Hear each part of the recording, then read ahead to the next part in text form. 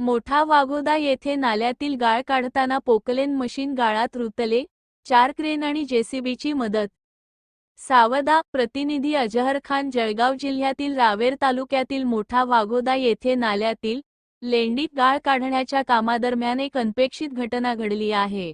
गाळ काढण्यासाठी नाल्यात उतरविण्यात आलेले पोकलेन मशीन खोल गाळात रुतल्याने ते पूर्णपणे अडकून पडले आहे. घटनेनंतर मशीन बाहेर काढण्यासाठी प्रशासन व संबंधित यंत्रणेकडून युद्धपातळीवर प्रयत्न सुरू करण्यात आले. पोकलेन मशीन बाहेर काढण्यासाठी तब्बल 4 क्रेन आणि एक जेसीबी मशीन लावण्यात आले. मात्र दिवसभर प्रयत्न करूनही मशीन गाळातून बाहेर निघू शकले नसल्याने परिसरात मोठी उत्सुकता निर्माण झाली आहे. सदर गाळ काढण्याचे काम सुरू असताना नाल्याच्या तळातील मऊ व खोल गाळाचा अंदाज न आल्याने ही परिस्थिती निर्माण झाल्याचे बोलले जात आहे. दुसऱ्या दिवशीही मशीन गाळातच अडकून असल्याने कामकाजावर परिणाम झाला असून मशीन सुरक्षितपणे बाहेर काढण्यासाठी आणखी यांत्रिक साधनसामग्रीची मदत घेण्याची शक्यता व्यक्त केली जात आहे.